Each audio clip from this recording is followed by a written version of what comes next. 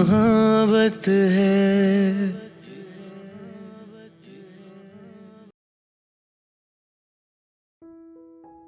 अक्षत की सूझबूझ से घर का तनाव कुछ कम हुआ। नाश्ता करने के बाद अर्जुन आया और अक्षत के पीछे भागने लगा।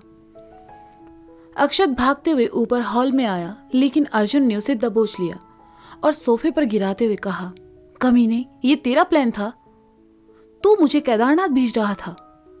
मैंने आपके लिए कोई ट्रिप प्लान की ही नहीं। अक्षत ने मुश्किल से अर्जुन से छुटते हुए कहा, लेकिन उसकी आवाज नहीं निकल रही थी क्योंकि अर्जुन ने उसे दबा रखा था। पर जब उसने सुना तो उसे छोड़कर उसके बगल में बैठते हुए कहा, फिर कल रात जो कुछ कहा वो क्या था?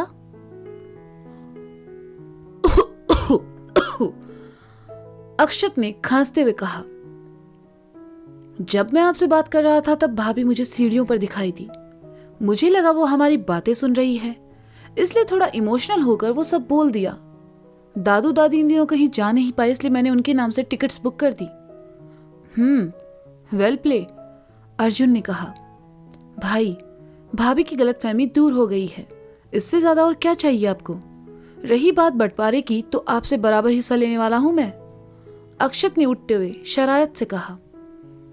अर्जुन ने सुना तो पास पड़ा कुशन उठाया और अक्षत की तरफ फेंकते हुए कहा, रुक, अभी देता हूं तुझे तेरा हिस्सा।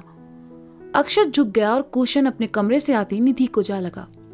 फिर क्या था, तीनों में झगड़ा शुरू हो चुका था।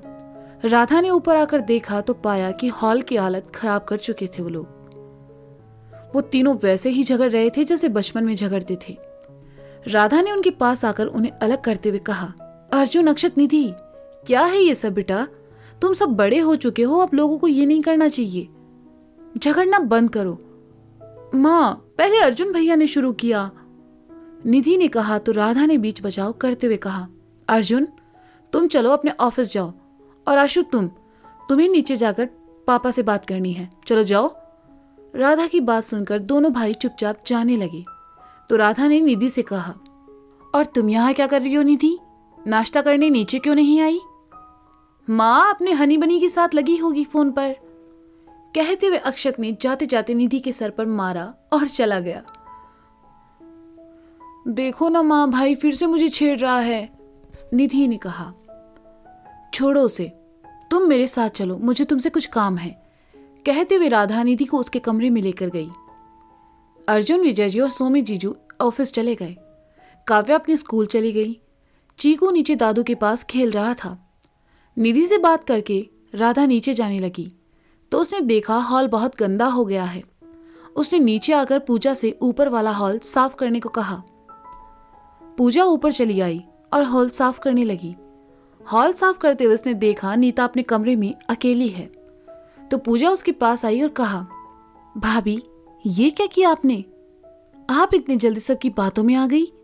अक्षत भैया तो वैसे भी बातें बनाने में माहिर हैं, वो तो चाहते हैं कि आपको और अर्जुन भैया को यहाँ से भेज सके, वरना वो भेजते तो घूमने भेज सकते थे ना। नीता ने सुना तो गुस्से में पूजा को देखा और कहने लगी, देखो पूजा, तुम ना इस घर की मेंबर नहीं हो और ना ही हमारे घर के मामलों में बोलने का तुम्हें कोई हक है। तुम्हारी बातों में आकर एक बार पहले भी मैं अपना घर बर्बाद करने की गलती कर चुकी हूँ, दोबारा नहीं करूंगी। आइंदा से अगर मुझसे इस तरह से बात की तो मैं जाकर सीधा माँ से कह दूंगी, और उसके बाद तुम इस घर में तो क्या, इस घर के आसपास भी नहीं भटकोगी। अब जाओ यहां से। नीता की कड़वी बातें सुनकर पूजा नीचे चली आई। दरअसल पूजा ने ही नीता को ये सब बातें कहकर उलझाया था कि घर में तनाव का माहौल पैदा हो। पूजा जल्दी जल्दी में बाहर आई और चलते हुए ब्लूटूथ कान से लगा लिया। जिससे फोन मिलाया उसका नंबर बंद आ रहा था। झुंझलाते हुए वह अपने कमरे में चली आई। दोपहर में दादू दादी केदारनाथ के लिए निकल गए। अक्षत उन्हें एयरपोर्ट छोड़ने गया और फिर वापस चला आया। उसे कुछ कैश चाहिए था, इसलिए वापसी में एटीएम पर रुका। पैसे निकालते हुए अक्षत की नजर एक लड़की पर गई जो बिल्कुल पूजा जैसी लग रही थी। अक्षत ने उसका पीछा किया, लेकिन भीड़ में वो कहीं गायब हो गई।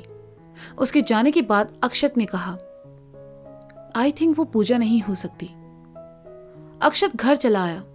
पूजा को लेकर पहले दिन से ही अक्षत को नेगेटिव फील हो रहा था, लेकिन मीरा की खुशी के लिए उसने उसे घर में काम पर रख लिया। पूजा लॉन में पौधों को पानी देने में बिजी थी। अक्षत चुपचाप उसके कमरे में आया और छानबीन करने लगा। कुछ नहीं मिला। जाते जाते अक्षत की नजर वहां रखे डस्टबिन पर गई। अक्षत ने उसे उल्टा तो कुछ कचरा बाहर आ गिरा जिसमें कई टूटी हुई सिम्स कार्ड थे। अक्षत को यह अजीब लगा। वह उन टुकड़ों को देख पाता इससे पहले ही किसी के आने की आहट हुई और अक्षत दरवाजे के पीछे छुप गया। जैसे ही पूजा अंदर आई, अक्षत तुरंत वहां से निकल गया। अंदर आकर अक्षत जब ऊपर जाने लगा तो राधा ने आवाज दी, आशु, आकर खाना खा लो। मैं बाद में खा लूंगा माँ, अक्षत ने कहा। बाद में तू बिल्कुल नहीं खाएगा, चला, राधा ने कहा तो अक्षत वापस चला आया। राधा ने उसकी प्लेट में खाना परोस दिया। अक्षत खाते हुए पूजा के बारे में सोचने लगा। अजीब तो वह उसे पहले ही लग रही थी और अब टूटे हुए सिम देखकर अक्षत को शक होने लगा। कुछ देर बाद ही पूजा कपड़े लिए अंदर आई तो अक्षत ने कहा, पूजा, आज तुम डेस्टिनी रोड गई थी क्या? सवाल पूछकर अक्षत उसके चेहरे के हाव भाव देखने लगा जो कि तेजी से बदले और पूजा ने लड़खड़ाती जबान में कहा, नहीं नहीं भैया, मैं वहां क्यों जाऊंगी। ठीक है, तुम जाओ, अक्षत ने कहा और खाना खाकर अपने कमरे में चला गया।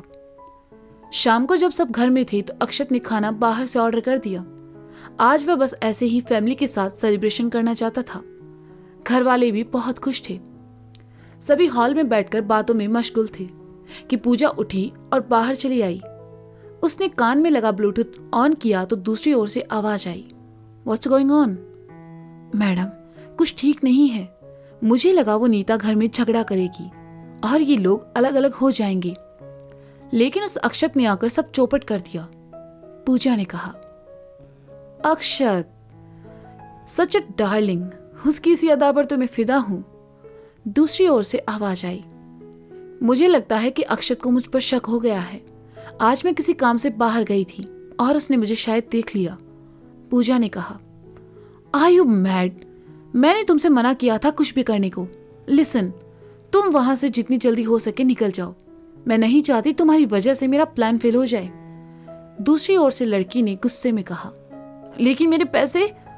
पूजा ने परेशान होकर कहा, कल सुबह 7 बजे तुम्हें एक आदमी मिलेगा जो तुम्हें तुम्हारे पैसे और ट्रेन की टिकट देगा। वो लेकर यहां से दफा हो जाओ। दूसरी तरफ से लड़की ने कहा और फोन काट दिया। पूजा जैसे ही जाने के लिए पलटी, पीछे अक्षत खड़ा था। अक्षत को देखते ही पूजा के चेहरे पर हवाइयां उड़ने लगी। अक्षत ने सधे हुए शब्दों में पूछा, किससे बातें कर रही थी? किसी से नहीं, पूजा ने हकलाते हुए कहा। अक्षत थोड़ा उसके करीब आया और उसके कान से ब्लूटूथ निकालकर कहा, तुम्हारे पास तो खाने के पैसे नहीं थे, फिर ये इतना महंगा डिवाइस तुम्हारे पास कहां से आया? पूजा के पास कोई जवाब नहीं था। उसे चुप देखकर अक्षत ने कहा, देखो पूजा, तुम्हारे बारे में मैं सब जान चुका हूं। बेहतर होगा तुम सब सच बता दो। अगर मैंने तुम्हें पुलिस के हवाले किया तो वो अपने तरीके से सच्चाई उगलवाएगी। अक्षत की बात सुनकर पूजा डर गई और कहने लगी, इन सब में मेरी कोई गलती नहीं है सर, मुझे फंसाया गया है। प्राइवेट नंबर से एक फोन आता है मुझे, उसने कहा कि अगर मैं उसका काम करूंगी तो वो मुझे पैसे देगी। कैसा काम? अक्षत ने भवे तनाकर कहा, मुझे यहां मीरा को मारने के लिए भेजा है, पूजा ने कहा। अक्षत ने जैसे ही सुना एक पल को उसका दिल बैठ गया और चेहरे पर गुस्से के भाव उभर आए। उसने दबी आवाज में गुस्से से कहा, किसने?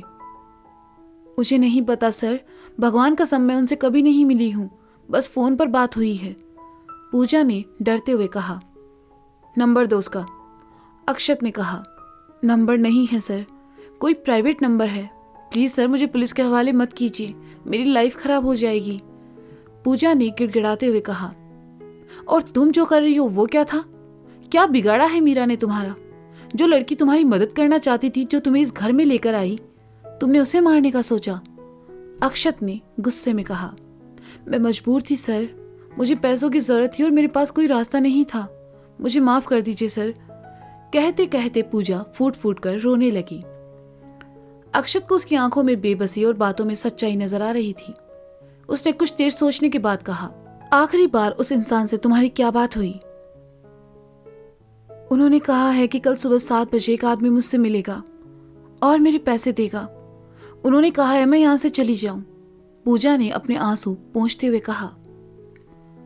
ठीक है, कल मैं तुम्हारे साथ चलूंगा, और अगर तुमने कोई होशियारी की तो मुझसे बुरा कोई नहीं होगा। अक्षत ने पूजा को वार्निंग देते हुए कहा और उसका ब्लूटूथ अपने पास रख लिया। पूजा के जाने के बाद अक्षत ने अपने चेहरे पर दोनों हाथ फेरे और उन्हें बालों में से निकालते हुए कहा, तुम जो कोई भी हो मैं तुम्हें ढूंढ निकालूंगा। आशु, वहां क्या कर रहा है? अंदर आ जा। अर्जुन ने आवाज दी तो अक्षत अंदर चला आया। मीरा के बारे में सोचकर अब उसे डर लगने लगा था। आखिर वह कौन है जो मीरा को मारना चाहता है? अक्षत कुछ देर घर वालों के साथ रहा और फिर ऊपर अपने कमरे में चला आया। अभी भी उसके दिमाग में पूजा की कई बातें चल रही थी। इस बारे में घर में बताकर वह सबको परेशान करना नहीं चाहता था। ना ही वह मीरा को पूजा के बारे में बताना चाहता था। अगर वह ऐसा करता तो शायद मीरा का दिमाग उलझने लगता और वह किसी की मदद करने से पहले 100 बार सोचती। अक्षत परेशान हो गया। उसने मीरा को फोन लगाया। 1-2 रिंग के बाद मीरा ने फोन उठाया और कहा, हेलो। अक्षत ने कुछ नहीं कहा, बस मीरा को उसकी सांसों की आवाजें सुनाई दे रही थी। अक्षत को खामोश देखकर मीरा समझ गई कि जरूर वो किसी परेशानी में है, तो उसने बड़े प्यार से कहा, आप ठीक है ना? मीरा, अक्षत ने अपनी सर्द आवाज में कहा। हाँ कहिए, क्या हुआ? आज आप थोड़ा अपसेट लग रहे हैं। सब ठीक है ना? मीरा को चिंता होने लगी। घर में तुम्हारी कमी महसूस कर रहा हूं। जहां भी जाओ वहां सब होते हैं, बस तुम नहीं होती। तुम्हें मिस कर रहा हूं, बहुत मिस कर रहा हूं। अक्षत ने मायूस होकर कहा। अक्षत जी, हम तो हमेशा से आपके पास ही हैं। आप कहें तो हम कल आ जाते हैं। मीरा ने कहा। मीरा, अक्षत ने कहा। हाँ कहिए। मीरा ने कहा, कुछ गाकर सुनाओगी मुझे प्लीज? अक्षत ने कहा। मीरा ने कहा तो अक्षत फोन कान से लगाए हुए बेड पर लेट गया। दूसरी ओर से मीरा गुनगुनाने लगी। आंखें हूं मैं, तुम ख्वाब हो मेरे, उलझे सवालों का जवाब हो मेरे, तुमसे जुदा रहना गवारा नहीं, पूरी हूँ मैं जब तुम साथ हो मेरे, सांसों में सांसें घुलने लगे, एक दूजे से हम कहने लगे, मेरी बाहों को तेरी सांसों की आदत है। हाँ, ये मोहब्बत है। ये मोहब्बत है। मीरा ने जैसे ही गाना बंद किया, उसे सिर्फ अक्षत की सांसों की आवाज सुनाई दे रही थी। अक्षत सो चुका था और मीरा ने मुस्कुराकर फोन काट दिया। तो दोस्तों, ये था हाँ ये मोहब्बत है भाग 29। इसका अगला भाग आप जल्द ही सुनेंगे मेरे साथ। तब तक के लिए शुक्रिया, बाय बाय, अपना ख्याल रखें और सुनते रहें हाँ ये मोहब्बत है।